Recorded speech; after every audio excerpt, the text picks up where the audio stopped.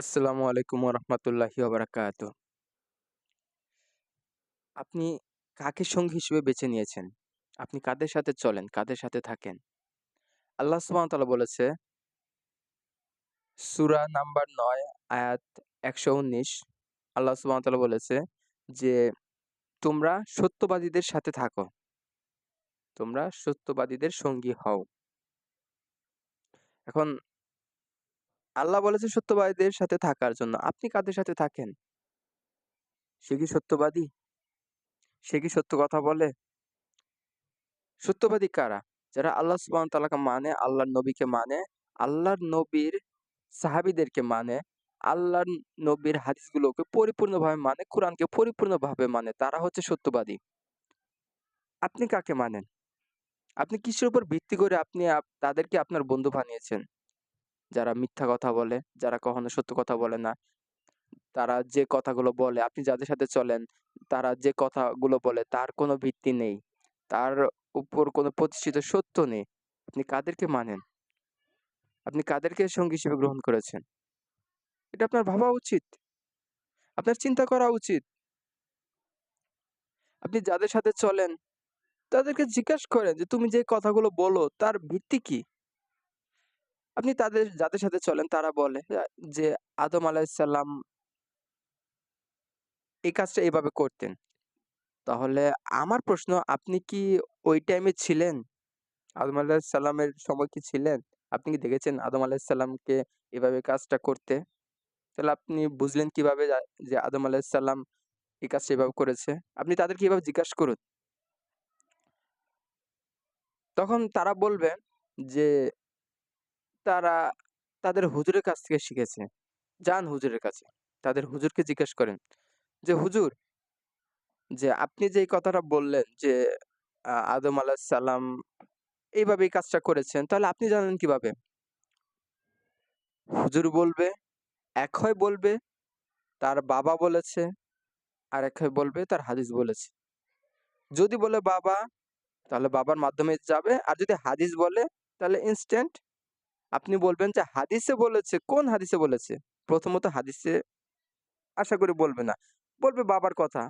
আচ্ছা, যদি বলে বাবার কথা জিজ্ঞাসা করেন যে, "আপনার বাবা কোথায় পেয়েছে? আপনার বাবা কি ওই সময় ছিল?" না, ছিল না। তাহলে আপনার বাবা কোথা থেকে জানলো? কিভাবে জানলো? জিজ্ঞেস করেন। এখন যদি বলে হাদিসের কথা যে তার বাবা নাকি হাদিস থেকে পড়েছে। কোন হাদিসে পড়েছে? কোন হাদিস? হাদিসটা কি? হাদিসের কিতাবের নাম কি? হাদিসের বইয়ের নাম কি? জিজ্ঞাসা করেন। যদি বলেন যে হাদিস থেকে পড়েছে, হাদিসের কিতাবের নাম দেখ, সমস্যা নেই। কোন হাদিসে পড়েছে? কোথায় পেয়েছে এগুলো? যদি আপনার হুজুর যদি সত্য কথা বলে থাকে অবশ্যই প্রমাণ দিবে যে অমুক বলেছে। আর যদি বলে যে বাবা বলেছে, তার বাবা কোথা থেকে শুনেছে? যেভাবেই আপনার হুজুর যে কথাই বলুক না কেন, যদি সে আল্লাহ এবং তার নবীর কথা বলে, সে যদি বলে আল্লাহ এই করেছে, ওই করেছে, আল্লাহ নবী ওই করেছে, ওই করেছে, এই কথা যদি বলে থাকে, জানার একটাই মাধ্যম। সেই মাধ্যমটা যাবে সরাসরি আল্লাহর নবীর কাছে। আল্লাহর নবীর মাধ্যম হয়ে এই কথাটা জানা ছাড়া কোনো উপায় নেই। আদম আলাইহিস সালাম যে কাজ করুক না কেন, দাউদ আলাইহিস সালাম যে কাজ করুক না কেন, ঈসা আলাইহিস সালাম যেকোনো ইবাদত করুক না কেন, যেকোনো নবী যেকোনো কাজ করুক না কেন, জানার মাধ্যম ওয়ে শুধুমাত্র একটা।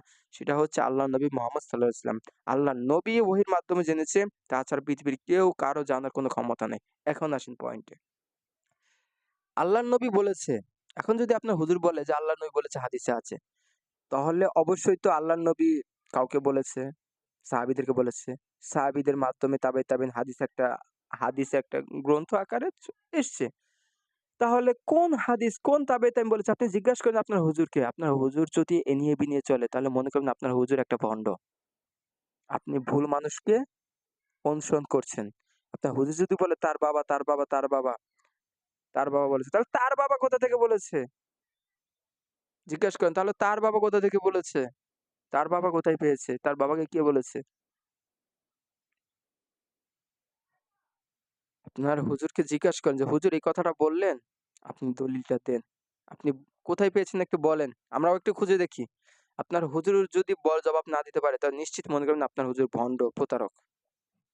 আপনাকে ভুল পথে নিয়ে যাচ্ছে। আপনাকে ভুল পথে নিয়ে যাচ্ছে, আপনাকে অন্যায়ের মুখে ঠেলে দিচ্ছে, আপনাকে জাহান্নামের পথে নিয়ে যাচ্ছে। জিজ্ঞাসা করেন আপনি। অন্ধভাবে বিশ্বাস করিয়েন না। অন্ধভাবে বিশ্বাস কেন করবেন আপনি? তাকে অন্ধভাবে বিশ্বাস করলে আপনার লাভ কি? সে কোনো একজন মানে তাকে অন্ধভাবে বিশ্বাস আপনি কেনই বা করবেন আপনি? মাথায় টুপি থাকলে অন্ধভাবে বিশ্বাস করতে হয়? মাথায় টুপিরা তো হিন্দুরাও পরে। মাথায় টুপিরা তো শিখ যারা ওরাও তো মাথায় টুপি পরে। তাহলে আপনি বিশ্বাস করবেন? তাকে অন্ধভাবে বিশ্বাস করবেন কেন? তিনি যদি বলে কোরআনে আছে, হাদিসে আছে, কোরআনে আছে কোথায় আছে? জিজ্ঞাসা করেন আপনি। দেখবেন আপনার হুজুর এক হয়ে উত্তর দিবে, লোকটা বেয়াদব এত প্রশ্ন করে কেন? তাহলে নিশ্চিত মনে করবেন সে একটা মুনাফিক, সে একটা কাফের, সে একটা ভণ্ড, মিথ্যুক প্রতারক। কারণ সে আপনাকে কোরআন বিকৃতি করে শোনাচ্ছে, হাদিস বিকৃতি করে শোনাচ্ছে। সে বলে হাদিসে আছে, হাদিসের নাম বলতে পারে না। সে বলে কোরআনে আছে, কোরআনের আয়াত বলতে পারে না। সে বলে কোরআনের আয়াত নাকি মতান্তরে এত, মতান্তরে এত। আরে কোরআনের আয়াত মতান্তরে এত, মতান্তরে এত কেনই বা জিজ্ঞাসা করতে হবে? কোরআন আমাদের হাতের কাছে। কোরআনটা খুলবো, আয়াতে আয়াত যোগ করব, কতগুলো আয়াত বের হয়ে যাবে। কোন সূরায় কতগুলো আয়াত বের হয়ে যাবে। তো এই মতান্তরের শব্দটা এই হুজুর কেন বলে?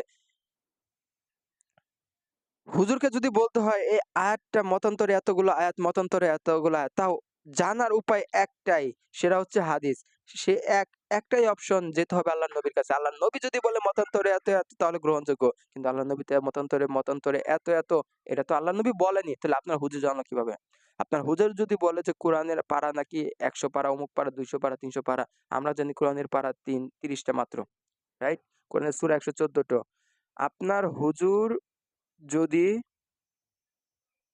আপনার হুজুর যদি বলে থাকে কোরআনের পারা এতগুলো, কোরআনের সূরা এতগুলো, তাহলে জানার একটা অপশন, অনলি একটাই অপশন। সেটা সরাসরি চলে যাবে আল্লাহর নবীর দিকে।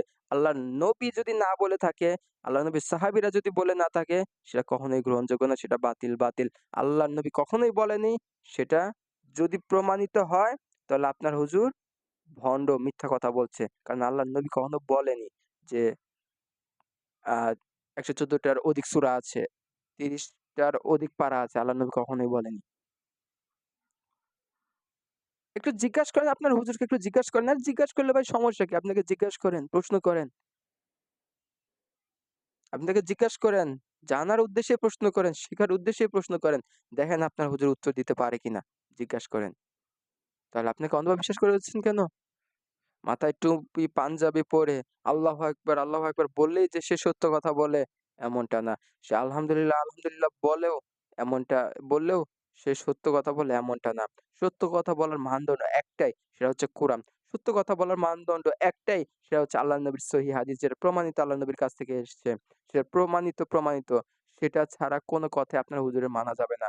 আর আপনার হুজুর দেখেন দুনিয়ার মধ্যে অনেক কিছুই চলছে। যে যার মতো একটা ব্যবসা বানিয়ে নিয়েছে। আপনার হুজুর কি ব্যবসা করে না সেটা কি আপনি জানেন? আপনি জিজ্ঞাসা করেন, আপনি প্রশ্ন করেই তো বুঝতে পারবেন, সব উত্তর পেয়ে যাবেন আপনি। আপনি দুনিয়ার সকল ক্ষেত্রে আপনি যাচাই-বাছাই করেন, তদন্ত করেন। ইমানের ক্ষেত্রে আপনি কেন যাচাই-বাছাই করেন না? আমলের ক্ষেত্রে কেন যাচাই-বাছাই করেন না? এটা হচ্ছে আপনার মুনাফিকিগিরি। আপনি মুনাফিক যদি আপনি যাচাই-বাছাই না করেন। আপনি সবকিছু যাচাই-বাছাই করেন। চাউল টিপে দেখেন চাউলটা কতটুকু ভালো নাকি খারাপ। তাহলে আপনি আমলের ক্ষেত্রে কেন যাচাই-বাছাই করেন না? আপনি কি মানেন না যে শয়তান আছে? আপনি কি মানেন না যে শয়তান মানুষের কানে কুমন্ত্রণা দিতে পারে? আপনি কি এটা মানেন না? জানেন না, বুঝেন না? তাহলে আপনার হুজুরকে কেন আপনি জিজ্ঞাসা করেন না? হতে পারে আপনার হুজুরও তো শয়তানের প্রতারণায় প্রতারিত। তাহলে আপনার হুজুরকে যখন আপনি জিজ্ঞাসা করবেন, তখনই আপনি বুঝে যাবেন যে হুজুর কি আসলেই শয়তানের প্রতারিত নাকি ভালো। আপনি জিজ্ঞাসা করেন, প্রশ্ন করেন, যেকোনো হুজুরকে জিজ্ঞাসা করেন। আপনি জিজ্ঞাসা করতে আপনার আপত্তি কি? আপনি জিজ্ঞাসা করেন।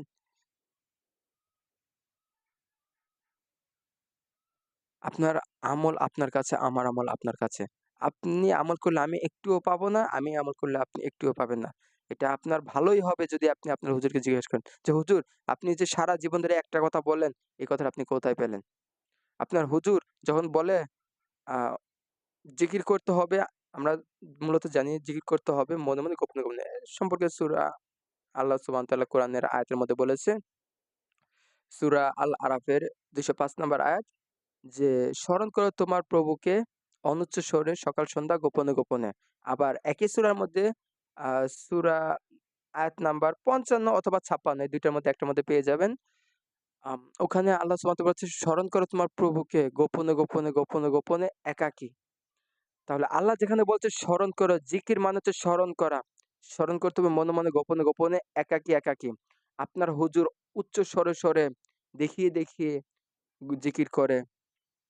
আপনার হুজুর উচ্চ স্বরে, স্বরে দেখিয়ে, দেখিয়ে জিকির করে, লাফিয়ে, লাফিয়ে জিকির করে। এটা তো সরাসরি কোরআনের আয়াতের বিরুদ্ধে যাচ্ছে রে ভাই।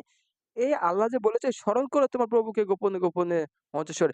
এখানকার ব্যাখ্যাটা কি? আবার আপনার হুজুরকে যখন বলা হয় যে, "দেখেন কোরআনটা তো কোরআনের আয়াতটা তো এভাবে বলছে, আপনি বলছেন অন্যভাবে।" তখন আপনার হুজুর বলে যে, "এর ব্যাখ্যা অসংখ্য ব্যাখ্যা নাই।"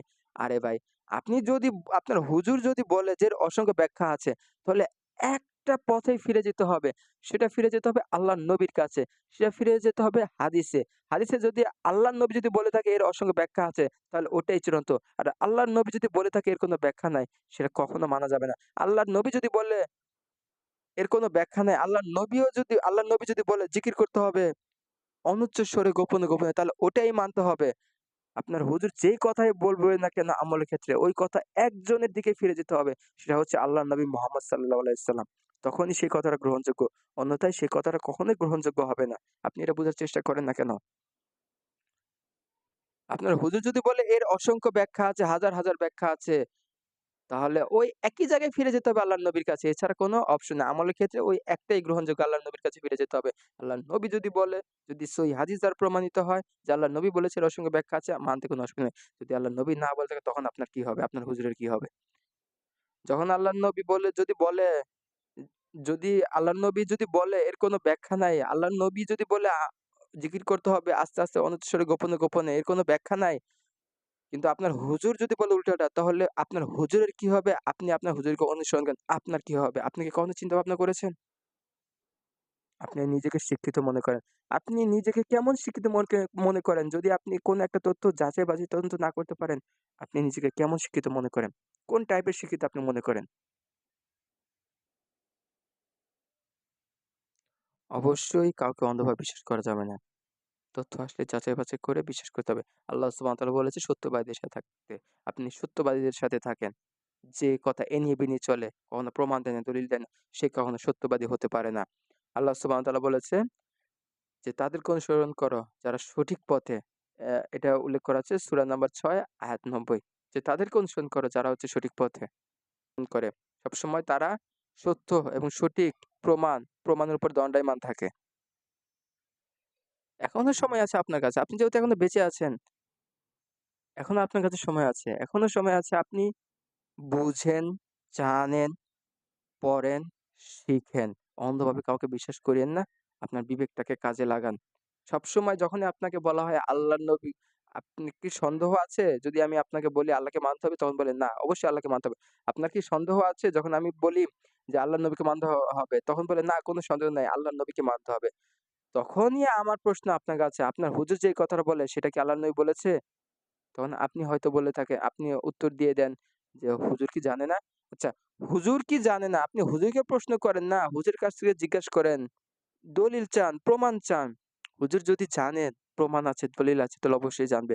হুজুর যদি দলিল না দিতে পারে, প্রমাণ না দিতে পারে, তাহলে হুজুরকে কোন হিসেবে আপনি মানবেন? ইবাদতের ক্ষেত্রের প্রত্যেকটা কথাই, প্রত্যেকটা আমলের ক্ষেত্রে প্রত্যেকটা কথাই ডিরেক্টলি চলে যাবে আল্লাহর নবীর দিকে। আল্লাহর নবী যদি এটা করে থাকে, করতে হবে। আল্লাহর নবী যদি না করে থাকে, বাদ দিতে হবে। এটাই চূড়ান্ত, এটাই ফাইনাল। এছাড়া কোনো উপায়ই নাই।